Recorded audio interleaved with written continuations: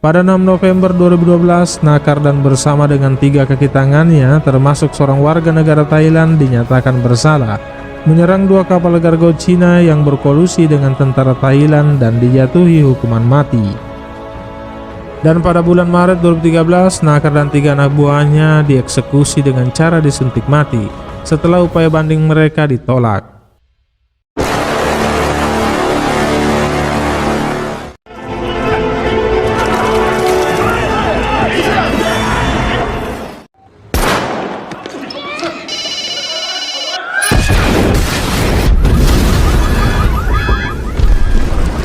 Film adalah fiksi, mengandung imajinasi dan bisa jadi kebenaran, yang terinspirasi atau diadaptasi berdasarkan kisah sebenarnya. Seperti halnya dengan film yang akan Mimin ulas alur ceritanya pada episode kali ini, film action asal Hong Kong berjudul Operation Mekong.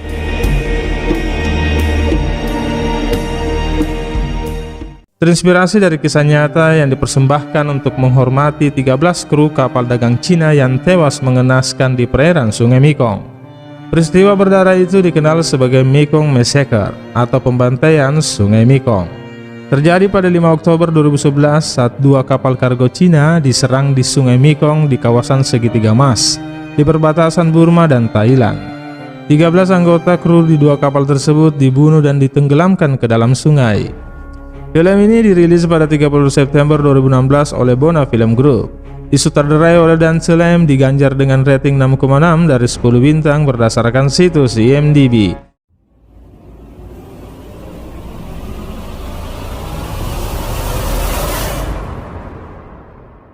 Opening movie diawali dengan informasi tentang perairan segitiga Mas, berada di Thailand, Myanmar, dan Laos, yang merupakan surga bagi para bandar narkoba. Semakin banyak jenis narkoba yang diproduksi, semakin rendah para raja narkoba yang peduli dan takut terhadap hukum. Sungai Mekong yang membentang sepanjang 4.180 km menjadi jalur emas perdagangan obat-obatan terlarang, hingga kawasan tersebut dijuluki sebagai pintu neraka selatan. Scene kemudian berlanjut dengan memperlihatkan 2 kapal dagang Cina yang melintas di perairan Myanmar di Sungai Mekong. Tidak lama kemudian 2 kapal itu diserang oleh sekelompok orang bersenjata.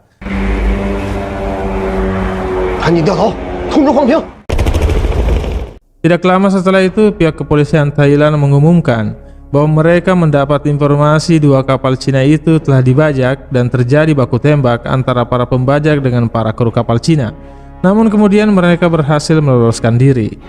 Polisi Thailand yang tiba di tempat kejadian itu berhasil mengamankan ribuan bungkus narkotika dari 2 kapal tersebut, sehingga mereka mengklaim bahwa kedua kapal Cina itu adalah bandar narkoba, yang membuat pemerintah Cina terkejut akan temuan itu.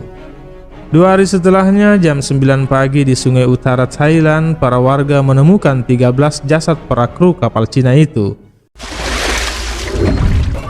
yang mengapung di sekitar pemukiman penduduk dengan mata tertutup dan tangan terikat serta dipenuhi bekas lubang-lubang tembakan di tubuh mereka. Kementerian Keamanan Publik di Beijing, Cina yang menerima informasi itu segera memerintahkan satuan tugas khusus yang dipimpin oleh Ketua Tim Narkoba Wilayah Selatan yang bernama Giao Geng untuk menyelidiki temuan itu dan mengungkap kebenaran di balik peristiwa tersebut.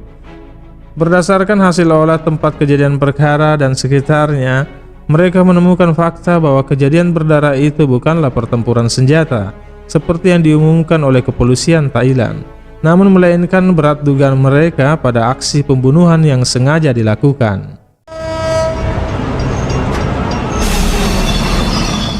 Dalam upaya untuk mengungkap kebenaran di balik peristiwa pembantaian kapal tersebut, mereka dibantu dengan perwira intelijen merangkap informan bernama Feng Xinwu, seorang agen intelijen yang sudah lama bertugas di kawasan segitiga Mas.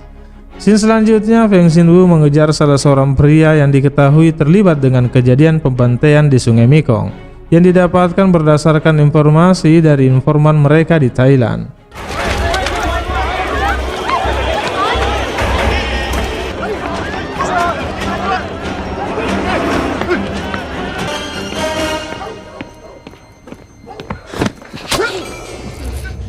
Pen kemudian berhasil menangkapnya dan membawanya ke suatu tempat untuk dia interogasi. Di sana dia diberitahu bahwa setelah membunuh para kru kapal, ribuan narkotika yang disita dari 2 kapal Cina itu sebenarnya sengaja disimpan oleh anak buah Nakar, seorang pemimpin kartel narkoba dari Myanmar tapi disegani di Thailand karena dia dikenal bengis dan kejam di kawasan segitiga emas. 作风完全不一样。诺卡本人吸毒，行事走小孩子当娃娃兵，更用毒品来控制他们。 Setelah mengetahui dan memastikan kebenaran tersebut, pemerintah Cina berkomitmen untuk memulihkan nama baik ke-13 kru kapal tersebut dan memberikan keadilan bagi mereka dengan mengajak pemerintah negara Laos, Myanmar, dan Thailand untuk bekerja sama, menangkap dan menumpas habis komplotan Nakar yang merupakan penjahat antar negara di segitiga emas. 我将尽快查清他并严惩杀害中国13名船员的凶手。坐视不理，我们会以武制武，出动最精锐的缉毒人员，要给金三角的犯罪势力一个强烈的信息：当国民安全受到威胁的时候。 Operation, and our goal is to subdue Nokas Group. 我方人员在特殊情况下可以使用武器。 Trafficking spot. We must hit them on the blind side, and we have to make.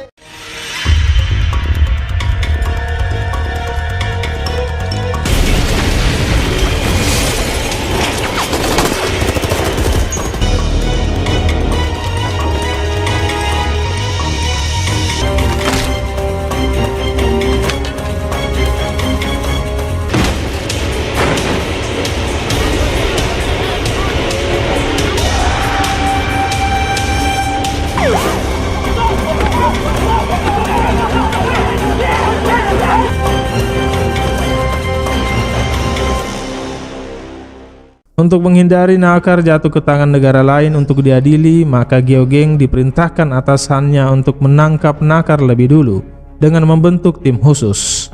Di suatu tempat, Nakar dan komplotannya diberitahu oleh seorang utusan dari bosnya yang bernama Sang bahwa 4 negara kini telah bersatu untuk menumpas mereka, dan bos Nakar memintanya untuk sementara waktu menghentikan aktivitas mereka. Namun Nakar justru menentang dan menyatakan tidak takut oleh siapapun. Geng kemudian bertemu dengan Feng di suatu tempat.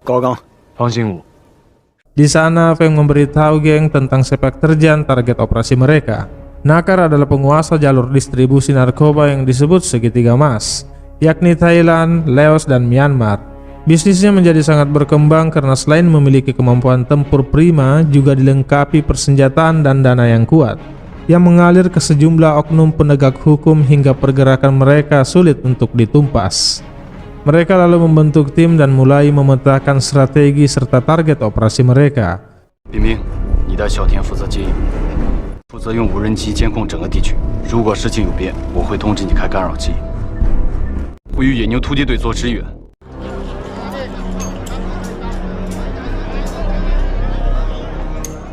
Operasi pertama dilakukan di sebuah tempat perjudian. Targetnya adalah membebaskan seorang pria yang merupakan salah satu penguasa narkotika terbesar di wilayah itu yang merupakan saingan Nakar, yang saat ini ditawan oleh kelompok Nakar berdasarkan informasi informan mereka. Dengan mendapatkan tawanan itu, mereka berharap dapat mengumpulkan banyak informasi mengenai keberadaan Nakar. Dibantu dengan anjing pelacak, operasi penyelamatan pun berhasil.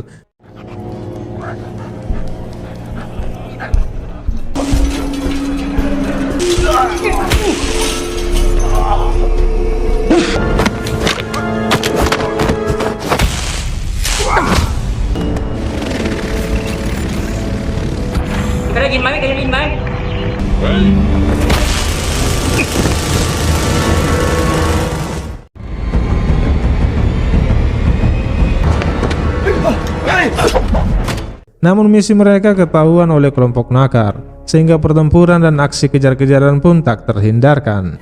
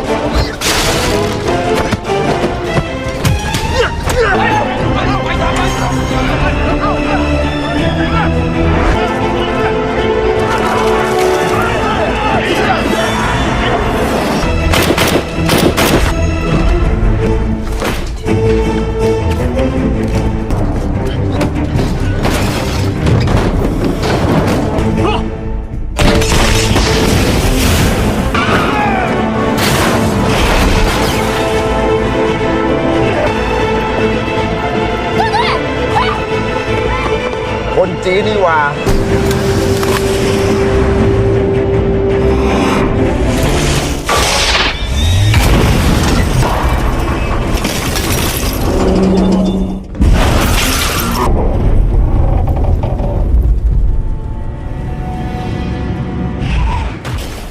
Pada akhirnya rencana mereka untuk mendapatkan informasi terkait keberadaan Nakar menjadi gagal, karena tawanan yang mereka selamatkan tewas setelah aksi kejar-kejaran tersebut, sehingga informasi keberadaan Nakar pun menjadi belum diketahui.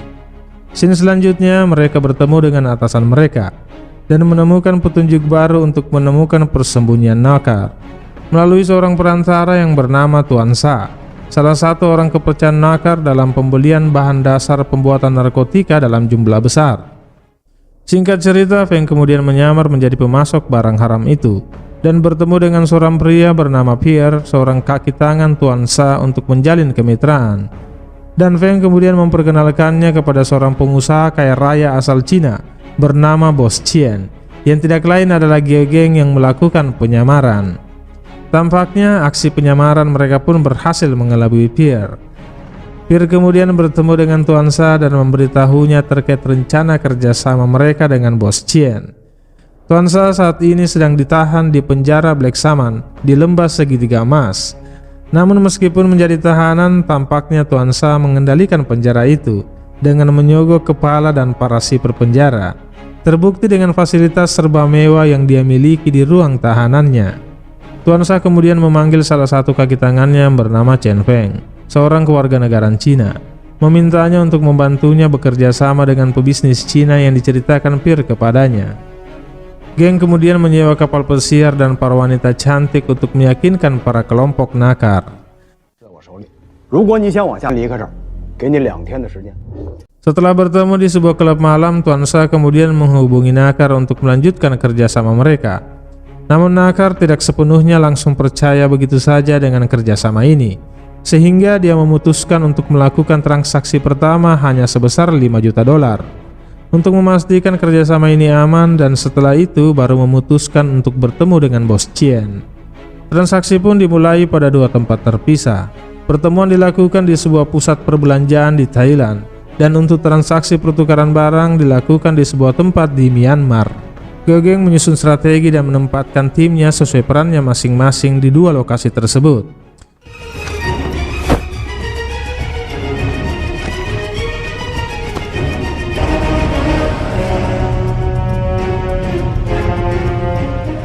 Uang transaksi telah dipasangi pelacak GPS oleh tim geng untuk melacak keberadaan kelompok Nakar. Pada operasi kedua ini, 3 target kaki tangan Nakar pun hadir, termasuk anak Nakar bernama Natu. Tim geng yang melacak keberadaan kelompok Nakar melalui GPS tiba di suatu kamar hotel tempat kelompok Nakar berkumpul dan mendengar percakapan mereka. Namun keberadaannya diketahui oleh salah satu anak buah Nakar, sehingga membuat kaki tangan Nakar berusaha untuk meloloskan diri. Ketika mengejarnya, dia kemudian diserang, namun dia berhasil melumpuhkan anak buah Nakar itu.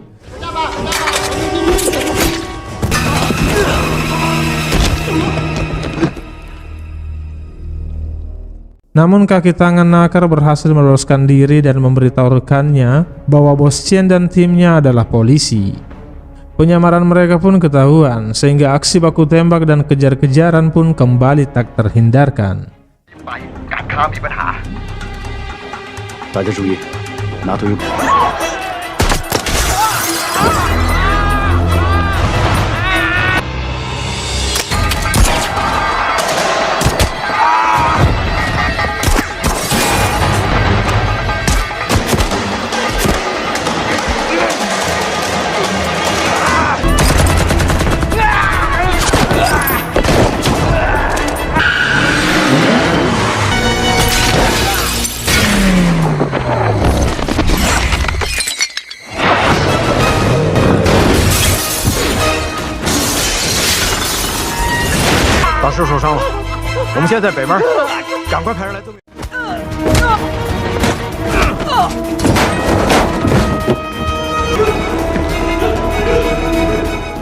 Namun pihak kepolisian Thailand pun datang dan tim geng pun terpaksa harus pergi untuk meloloskan diri. Pada operasi kedua ini, tim geng hanya berhasil menangkap 1 kaki tangan Nakar, sementara putra Nakar dan Chen Feng diamankan oleh pihak kepolisian Thailand. Geng kemudian menyiksa kaki tangan Nakar yang berhasil mereka tangkap dan mendapatkan informasi bahwa pembantaian ke-13 kru kapal dagang Cina itu dilakukan atas perintah Nakar.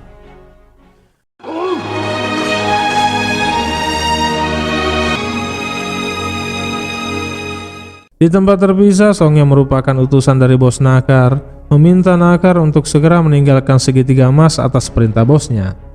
Namun dengan marah, Nakar keberatan karena dia merasa dia adalah penguasa di segitiga emas dan berusaha untuk membunuh Song, namun dicegah oleh rekannya. Singkat cerita, sini kemudian berlanjut pada pengejaran NATO anak Nakar dan Chen Feng yang berhasil meloloskan diri dari ruang tahanan kepolisian Thailand. Pada aksi pengejaran itu, mereka berhasil menangkap NATO, dan Feng yang mengejar Chen Feng pun berhasil membunuhnya. Nakar yang kesal dengan aksi Geogeng dan timnya pun melakukan aksi balas dendam dengan mengebom kantor pusat kepolisian 4 negara tersebut.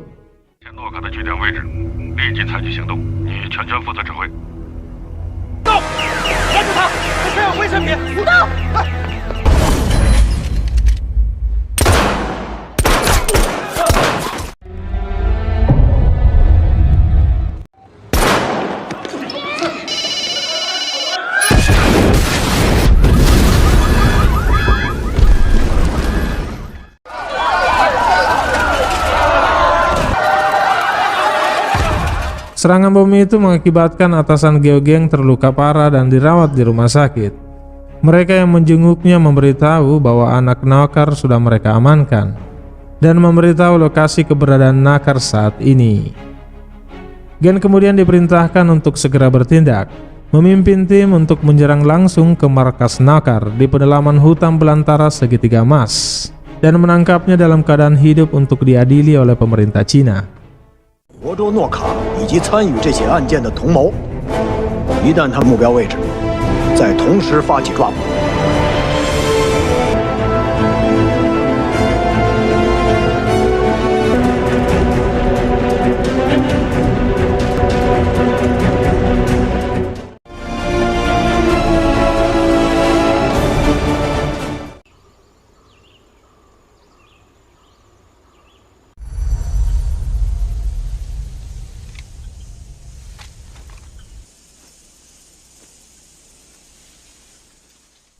Dalam operasi ini terjadi baku tembak antara tim Geogeng, pasukan Nakar dan pasukan bos Nakar yang juga menginginkan kematian Nakar karena mereka tidak ingin Nakar sampai jatuh ke tangan polisi Cina.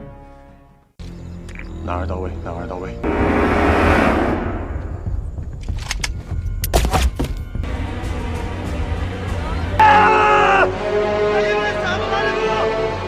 诺卡位置确认。